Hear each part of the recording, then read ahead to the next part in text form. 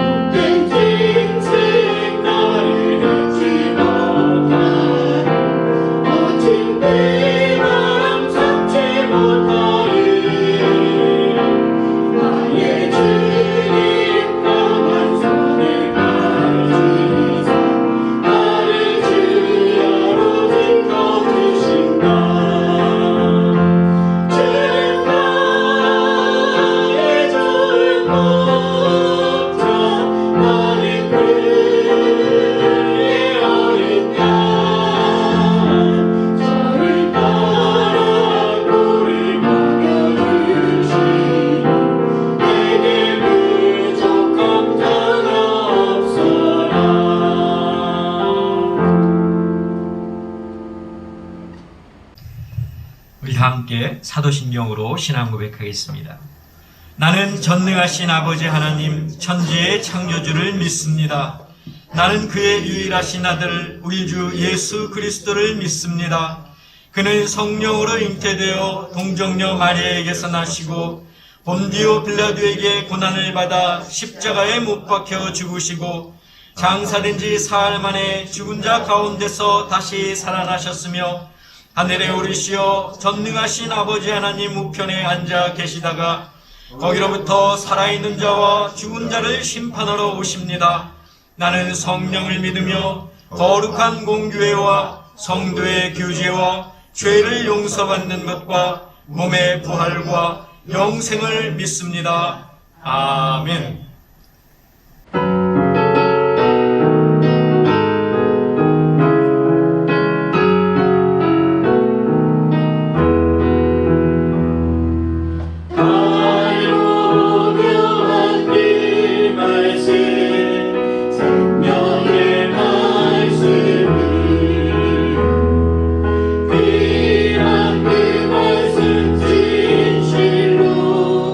생명의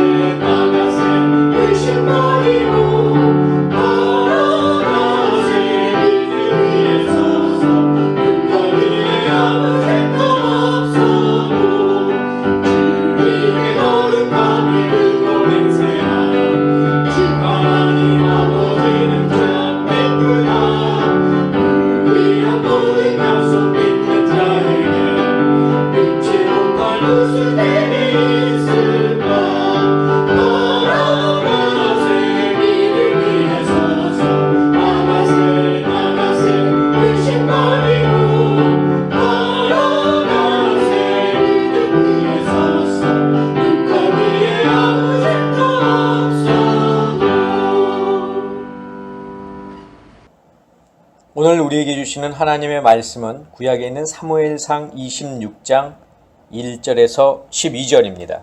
제가 봉독하겠습니다.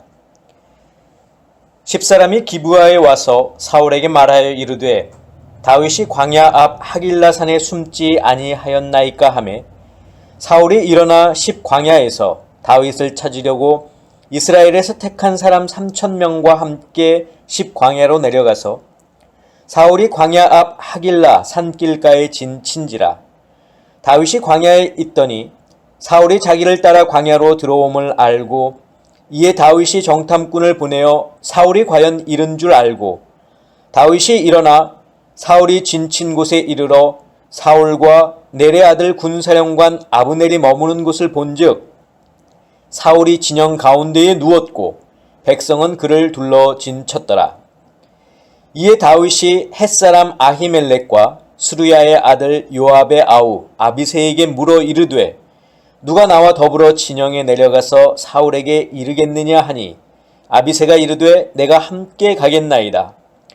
다윗과 아비새가 밤에 그 백성에게 나아가 본즉 사울이 진영 가운데 누워 자고 창은 머리 곁 땅에 꽂혀 있고 아브넬과 백성들은 그를 둘러 누웠는지라.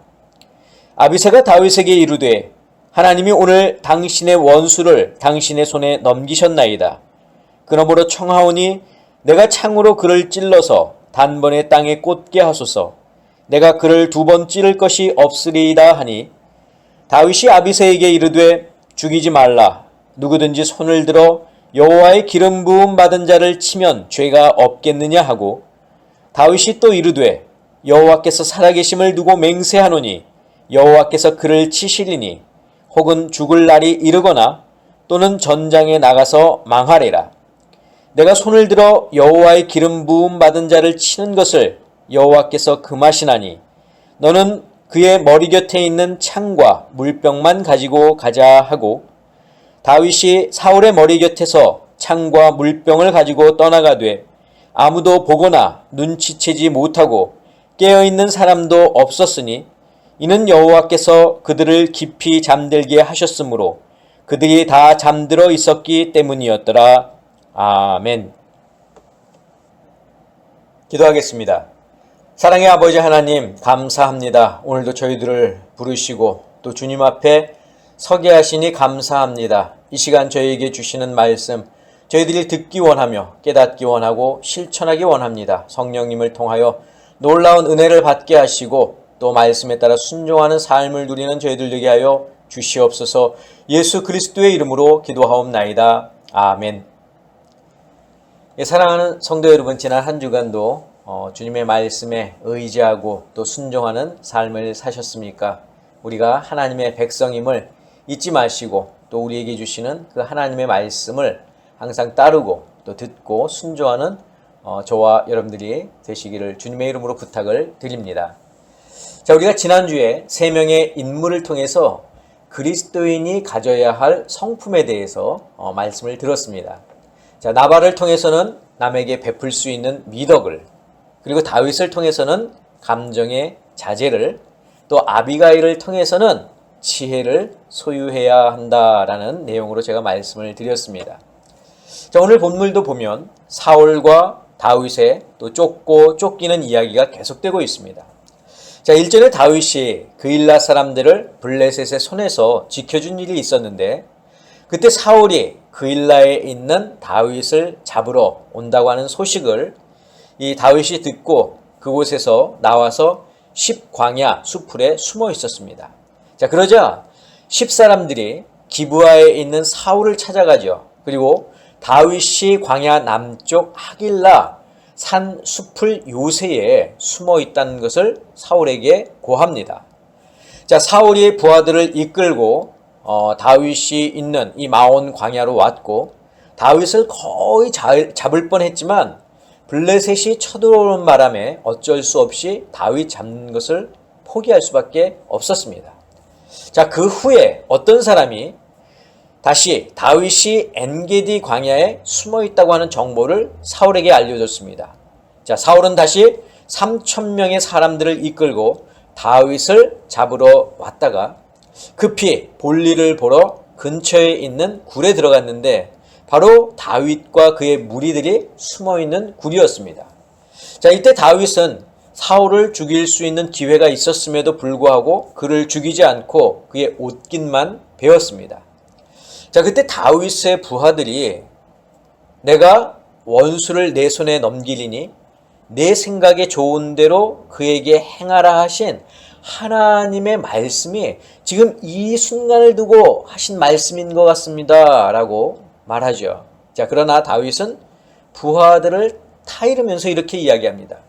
여호와의 기름 부음 받은 내 주를 치는 것은 여호와께서 금하시는 것이다 하면서 사울을 죽이는 것을 막습니다.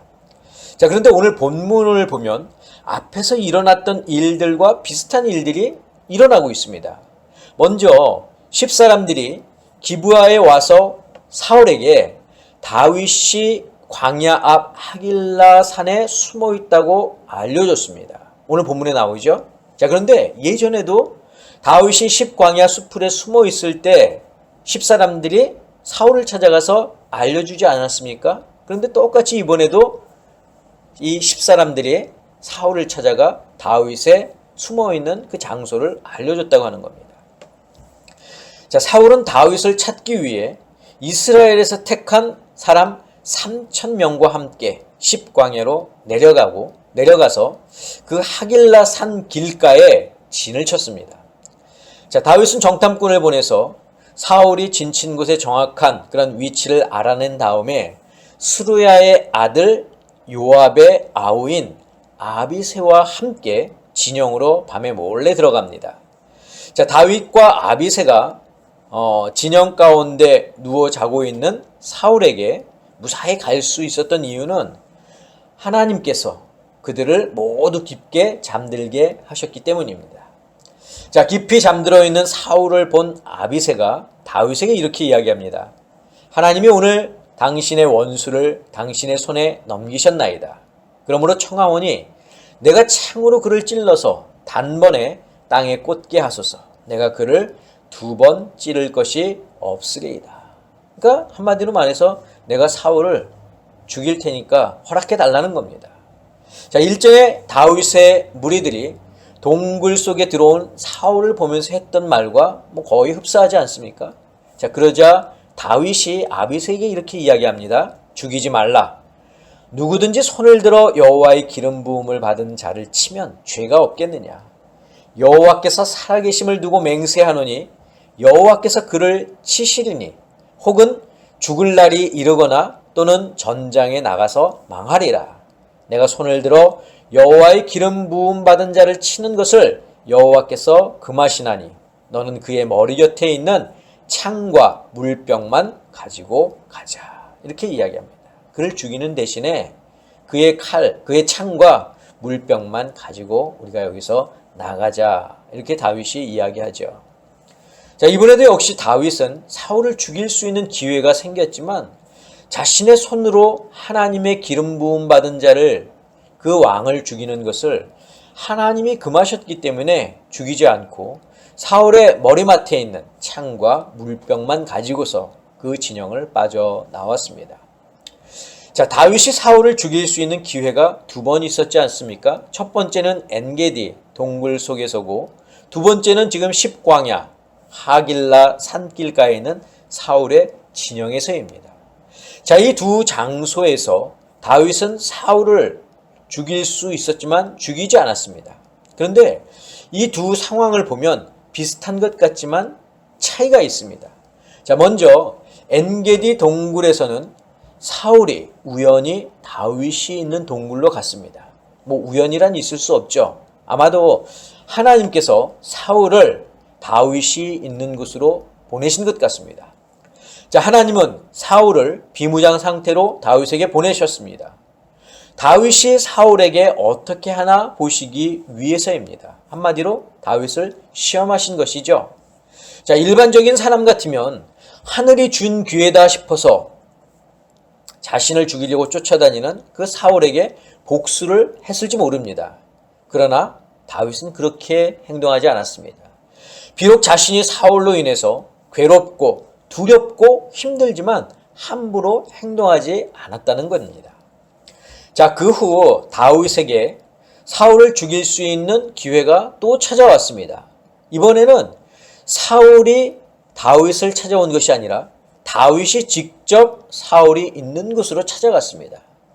처음에는 하나님이 사울을 다윗이 있는 곳으로 보내셨지만 두 번째는 다윗이 직접 아비새를 데리고 사울에게로 간 것입니다.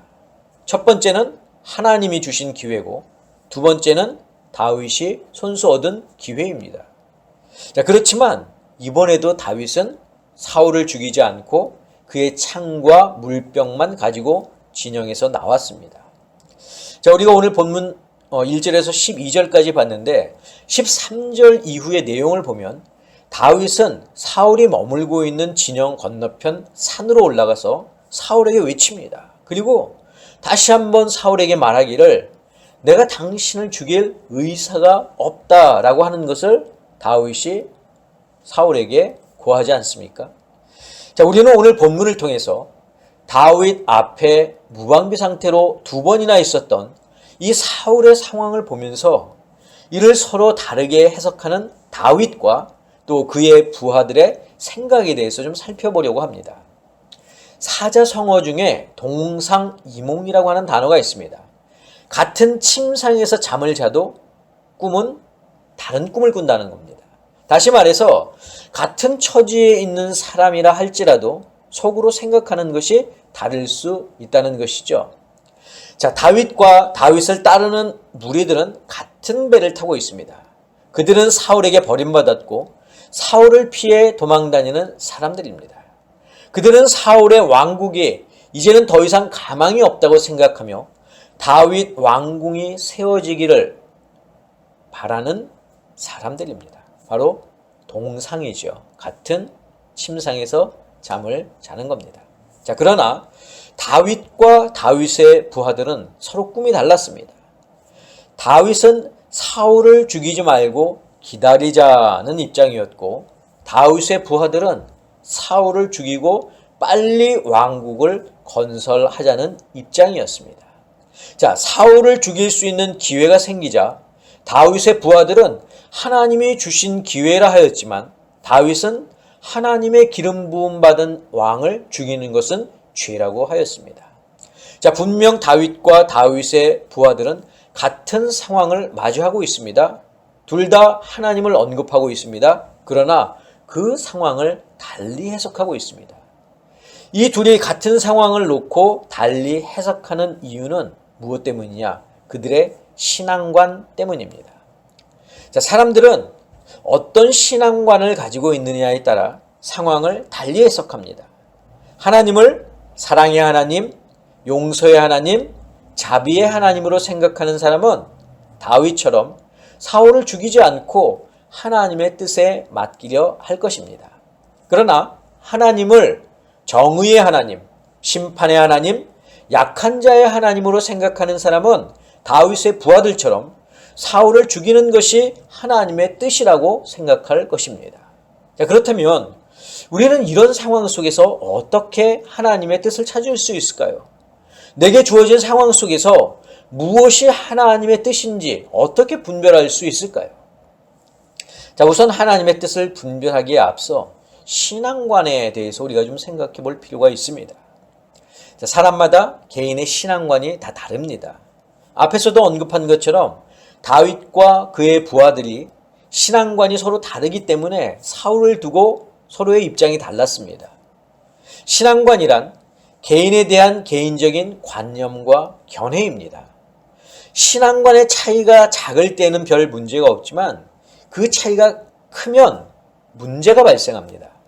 자, 신앙관은 하나님을 어떻게 바라보느냐 혹은 말씀을 어떻게 해석하느냐에 따라서 차이가 발생하는데 그 차이가 작을 때에는 교단이라는 그러한 덩어리로 나뉘게 되지만 그 차이가 커져서 완전히 다른 신앙관을 갖게 되면 그때는 이단으로 분리가 됩니다.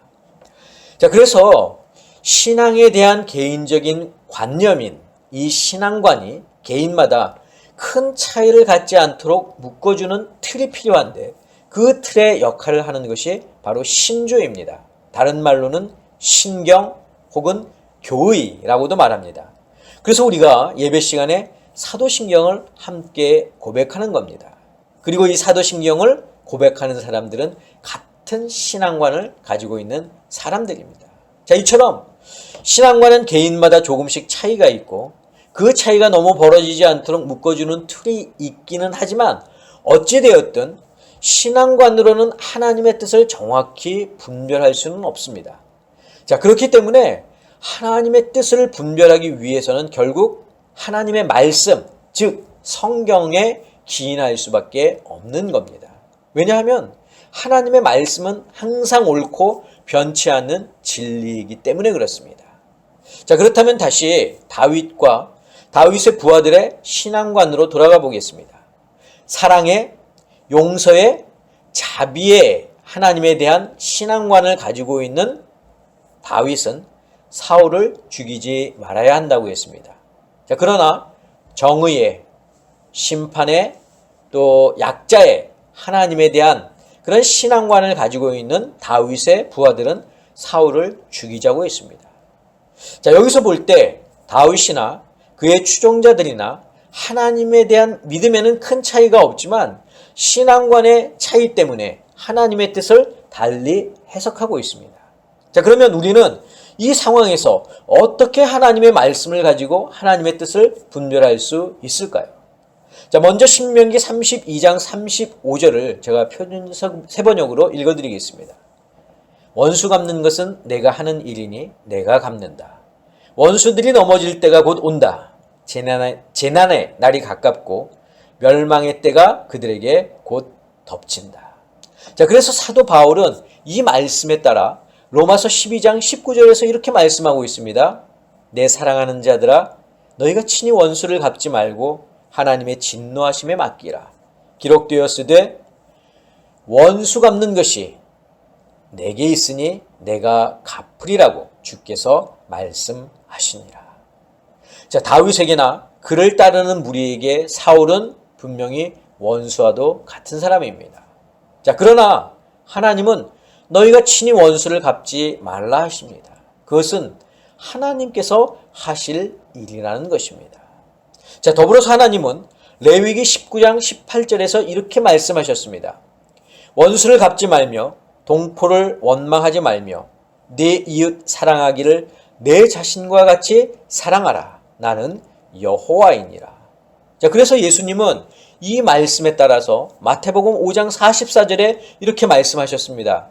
나는 너희에게 이르노니 너희 원수를 사랑하며 너희를 박해하는 자를 위하여 기도하라. 자, 한 분 하나님을 믿는 믿음 안에서 서로의 신앙관이 달라 의견이 상충할 때 우리는 그 안에서 하나님의 뜻을 분별할 수 있어야 하는데 그것이 바로 하나님의 말씀으로 가능하다는 겁니다. 다윗이 자신의 부하들을 설득할 수 있었던 이유도 바로 그가 하나님의 말씀을 잘 알고 있었기 때문입니다. 자, 오늘 본문 10절을 다시 보겠습니다. 다윗이 또 이르되 여호와께서 살아계심을 두고 맹세하노니 여호와께서 그를 치시리니 혹은 죽을 날이 이르거나 또는 전장에 나가서 망하리라. 다윗은 이미 하나님께서 사울을 치실 것을 알고 있었습니다. 자신이 굳이 손에 피를 묻히지 않아도 하나님께서 자기의 원수를 갚아주실 것을 알고 있었습니다. 다윗에게 필요한 것이 있다면 사울을 향해 자신이 아무런 죄가 없고 왕을 죽일 사심이 없음을 전하는 것이었습니다. 그래서 다윗은 사울을 죽일 기회가 2번이나 있었지만 그것이 하나님의 뜻이 아님을 알았던 것입니다. 이와 같은 상황은 우리에게도 일어날 수 있습니다. 어쩌면 이미 경험하신 분들도 있을 것입니다. 이제 우리에게 필요한 것은 각자의 신앙관을 내세우는 것이 아니라, 우리의 신앙관을 앞세우는 것이 아니라 하나님의 말씀을 드러내는 것이 필요합니다. 하나님의 말씀만 있다면 동상이몽은 동상동몽이 될 것입니다. 우리의 주는 한 분이고 우리는 한 분 하나님을 바라보며 같은 목적과 같은 비전을 가지고 살아가는 사람들입니다.